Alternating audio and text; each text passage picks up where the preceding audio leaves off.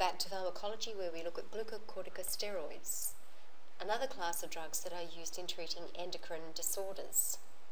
But as we'll see, because of their immunosuppressing and anti-inflammatory effects, also used for a lot of other systemic and skin conditions. So we'll also look at the use topically so as to reduce their adverse effects. Many of these drugs are just synthetic forms of the endogenous substance, but this is looking at them as exogenous drugs and their adverse effects. So it's important to overview the corticosteroids produced by the adrenal cortex, and that cortisol and hydrocortisone are some of these endogenous substances. So then to look at the adverse effects of them is to look at these drugs when they are taken in the long term and what effects they then produce on the body. So we've seen that adrenaline is your stress hormone that induces a fight or flight response, but that your adrenal cortex produces cortisol and hydrocortisone and a range of other corticosteroids as a resistance reaction after that stress. So to help you cope, but it's when the person becomes burnt out and does not cope, they have very high levels of their own endogenous glucocorticoids. So if you review those effects, the fight or flight response, the resistance reaction, and then the burnout reaction, that will help explain some of the same adverse effects of the use of these glucocorticoids when they're drugs. They will produce metabolic effects. They'll have an anti-inflammatory and an immunosuppressant effect, so they might make the person prone to infections. The drugs might increase endogenous levels of the corticosteroids or might affect the negative feedback system controlling your endogenous corticosteroids. So go back and review the corticosteroids, those steroid hormones produced from cholesterol in the cortex, including mineralocorticoids, glucocorticoids, and the sex hormones. The mineralocorticoids include aldosterone. It's involved in electrolyte and fluid balance, sodium and water retention. The glucocorticoids include hydrocortisone or cortisol.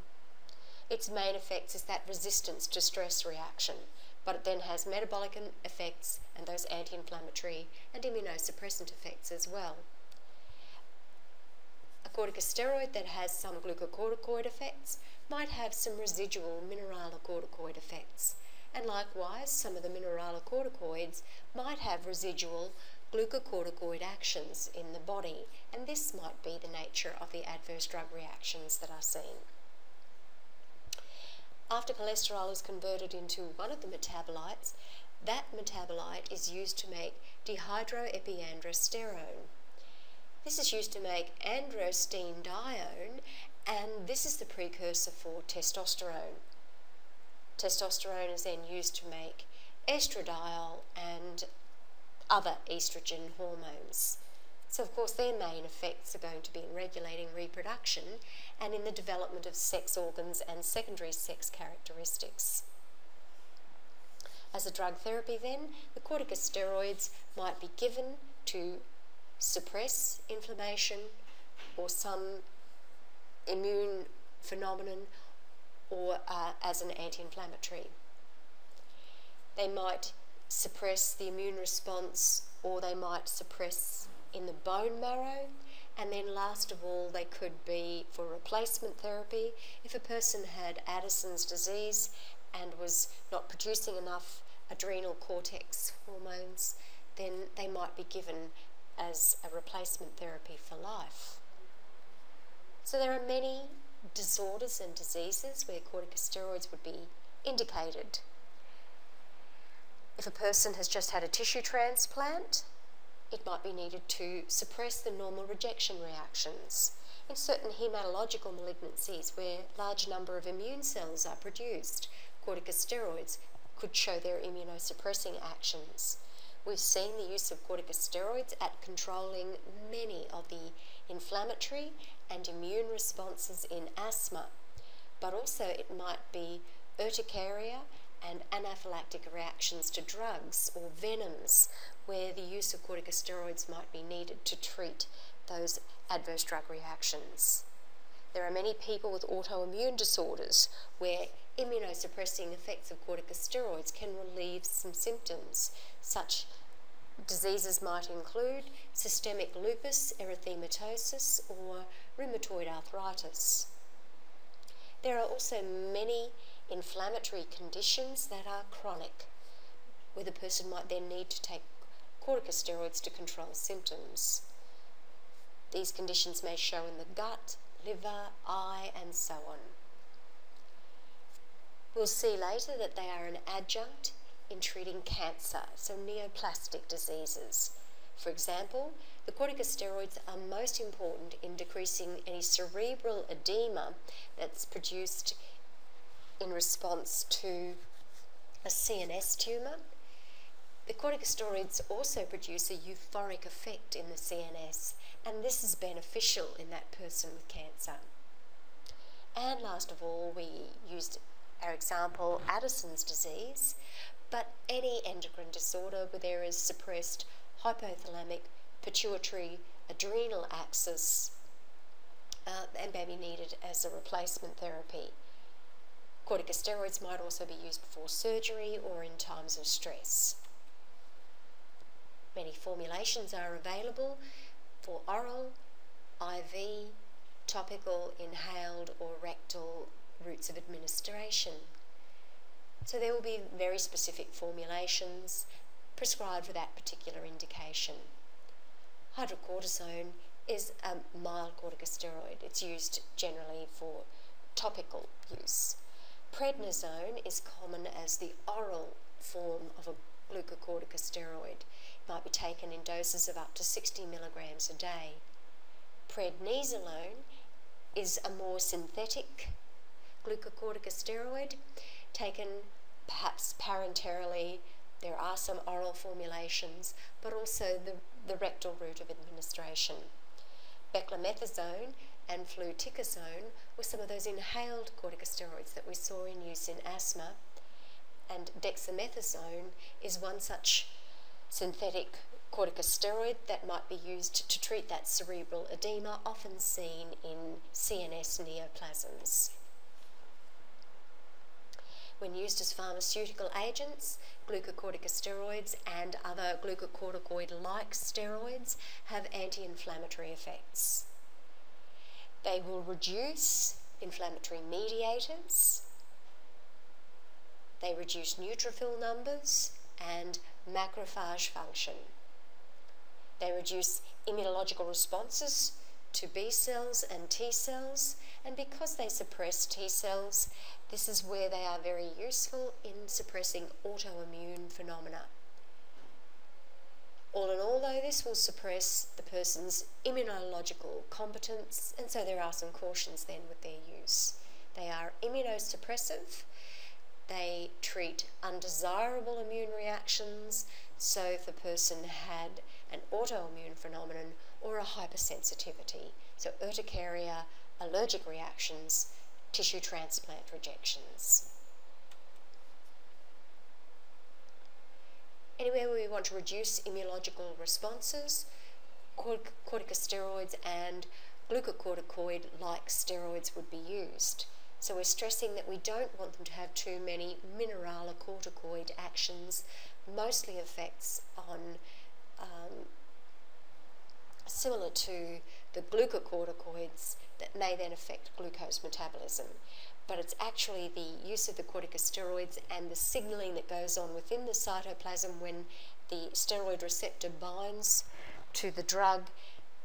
The whole complex is taken into the nucleus and it affects the transcription of the DNA and then the messenger RNA transcripts that are produced. So thereby it stops the production of immune mediators. Because these inflammatory mediators and immune mediators are not produced in such high amounts, there will be less chemotaxis. So you get lower neutrophil numbers and less activated neutrophils. Ultimately, there's less communication between leukocytes, so macrophages become less functional. Lymphocytes, as we saw, both B and T cells, likewise then do not become activated, and eosinophils, as well as the neutrophils, which are associated with some immune reactions such as in asthma, are also inhibited in their function. Because of these effects in the nucleus, affecting the number of messenger RNA transcripts, there's less production of lymphokines. So chemicals like interleukins, interferons, and so on. But being glucocorticoid-like in their actions, they are going to affect carbohydrate metabolism. They will have some mineralocorticoid activity, much like cortisol does. They will affect fluid and electrolyte balance, and they will therefore enhance reabsorption of sodium by the distal tubules of the kidney, and this will lead to a greater excretion of potassium and hydrogen ions in the urine. So this is when a person has taken an excess of glucocorticoids that you can see this effect. It will over-enhance the mineralocorticoid activity. But likewise, if a person is on a chronic dose of glucocorticoids, that these fluid and electrolyte imbalances might also be seen. Glucocorticoids and glucocorticoid-like steroids affect lipid metabolism. In Cushing's syndrome, the person develops some sites of inappropriate lipid deposition, such as the hump that appears on the back, and then the moon face around the jowls, the cheeks of the face, so that fat breakdown and mobilization is redistributed away from the normal storage areas and back to central areas, centripetal areas, face, neck, shoulders, and the central abdomen. So the person produces the fat distribution similar to that seen in a person with Cushing's. Glucocorticoid-like steroids also affect mood and stress. As we saw, cortisol, the natural glucocorticoid, is designed to have an effect in the CNS, producing a mild euphoria. So as drugs, these glucocorticoid-like steroids will also produce that mild euphoria, which was useful in people who were taking the glucocorticoids for their antineoplastic effects or the effect at treating the cerebral edema. So it causes an initial brain excitability. With time, though, the use of glucocorticoids can lead to depression and psychosis. It's an association between the use of these glucocorticoids long term and these other neurological or psychotic effects. Because it is the hormone that helps with the resistance reaction, they produce various stress effects. If a person is about to go through surgery or has received an injury, glucocorticoids are released to help the person cope with that reaction after the adrenal glands have released the noradrenaline and adrenaline. So physiologically, this is seen to be a protective mechanism. After that noradrenaline and adrenaline has raised the heart rate, we want to then have a continued maintenance of blood pressure and continued maintenance of homeostasis after that fight or flight response. Glucocorticoids have an action on gastric acid and on pepsin. They'll increase the production of these. Gastric parietal cells will then, through that hyperacidity that might result, cause a peptic ulceration. Remember, that could be in the gastric mucosa or the duodenal mucosa. These ulcers could perforate, so this is perhaps a life-threatening adverse effect of glucocorticoids. If a person has a pre-existing Helicobacter pylori infection, because these glucocorticoids suppress all of the natural immune responses, that Helicobacter pylori infection is actually made worse while the person is on the glucocorticoids. One of the worst effects of glucocorticoids long-term with chronic use is the fact that calcium leaches from bone. There is reduced bone mineral density. The glucocorticoids do this by decreasing calcium absorption from the intestines, and then they'll increase calcium loss from the kidneys. Thereby this causes the calcium to leach from the bones to maintain homeostatic levels. There is increased osteoclast activity in order to maintain that normal calcium blood glucose, blood levels. Glucocorticoids reduce the secretion of growth hormone and antagonise the effects of growth hormone. We also saw that there is a link to reduced levels of insulin-like hormone with the reduced levels of growth hormone, and this can have consequences on metabolism. But all in all, because the glucocorticoids antagonise growth hormone, in children there may be growth retardation. This idea then of trying to get children off glucocorticoid therapy, or if necessary for life, such as in a transplant, then to get them on the lowest dose of glucocorticoid as possible, and in adults, once again, to either get them off glucocorticoids or down to the lowest dose possible so as to maintain bone mineral density. But one of the worst adverse effects is adrenal suppression. This is over-exaggeration of normal negative feedback. Because the person is taking chronic levels of glucocorticoids, this feeds back to the anterior pituitary where less ACTH is released. Remember, that's adrenocorticotropic hormone.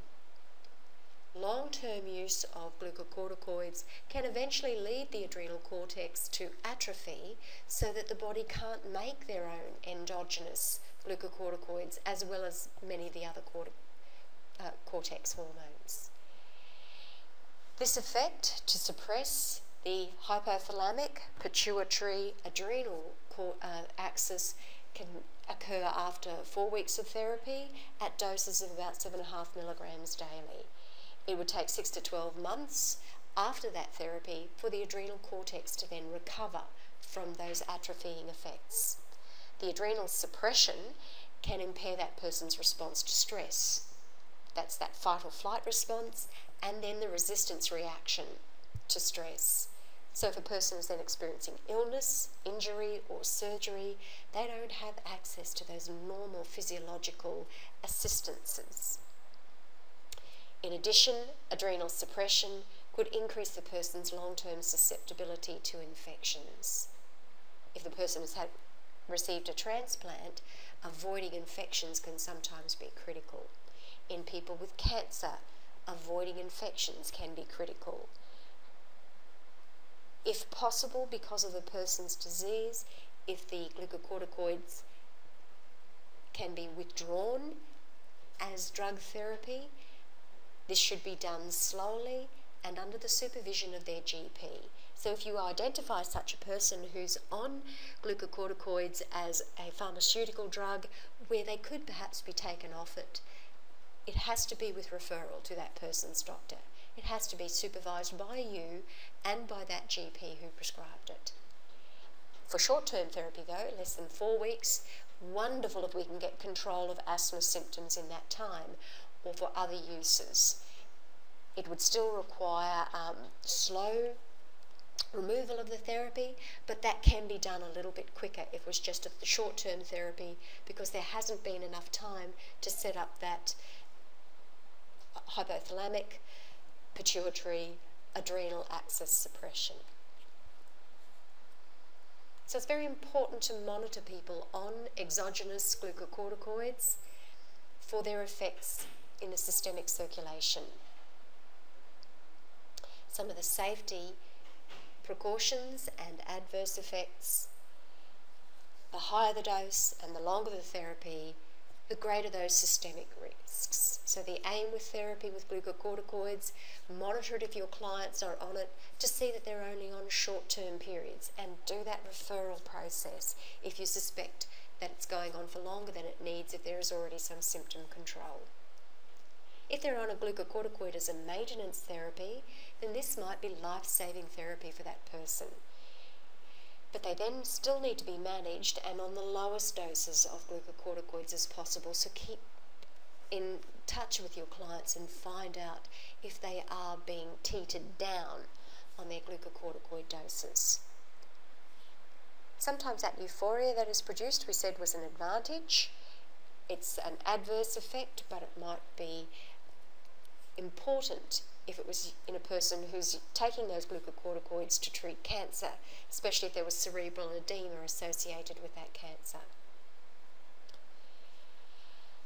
The glucocorticoids that are used systemically are used deliberately so that they will have low mineralocorticoid actions. You'll see they're mostly the synthetic and semi-synthetic varieties of the glucocorticoids, where fluid retention is less likely. So therefore, one way of controlling their adverse effects systemically is not to use them systemically.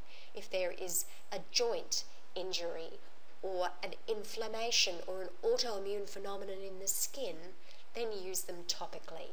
So as skin treatments, they are very, very common, but still the warning goes out about some adverse drug reactions that can be seen in the skin. As a formulation, the corticosteroids are quite good. Being lipophilic drugs, they'll absorb quite well through the skin. There is the potential then for systemic adverse effects. So betamethasone is like this. But with topical use, they might worsen local infections, particularly of viruses such as the herpes simplex virus, or if there's an ulcer of the eye, corticosteroids could make that worse. They cause a local thinning reaction of the skin. As we said, they enter the cell in the cytoplasm, they meet their receptor. The combination of glucocorticoid and receptor enters the nucleus, where they affect many messenger RNA transcripts, all in all leading to less protein levels in the skin, a local thinning reaction. Another effect seen in the skin is atrophic striae. So as skin tissue becomes atrophied under the effect of these glucocorticoids, then these irreversible lines like stretch marks, striae, will appear in the skin. At the site where glucocorticoids are used, there might also be decreased hair growth, so changes in the production of keratin hormones. So you're asked to then review the uses of glucocorticoids as they are used in asthma and to look at the adverse effects of the glucocorticoids when used chronically, long term. Often with asthma though, we can often teeter them off the dose of the glucocorticoid, but for symptom control, oftentimes they would need to then the person might need to go back onto those glucocorticoids. So review, while doing so, the use of theophylline, that xanthine derivative, the mast cell stabilizers, the chromosomes, and the beta-2 agonists such as salbutamol and salmeterol that are also used as anti-asthma drugs. Review the other drugs that are used in the endocrine system, for example the oral hypoglycemics, the sulfonylureas, and the biguanides, where metformin is the prototype drug. Review all formulations of insulin and adverse effects, indications, and how they work. And then last of all, the anti-thyroid drugs, the thioureas, carbamazole, and propylthiouracil, where they were used initially to form that thyroid block, so that the person might then come back to euthyroid levels of T3 and T4, where then the person might need T4 for life in a block and replace therapy.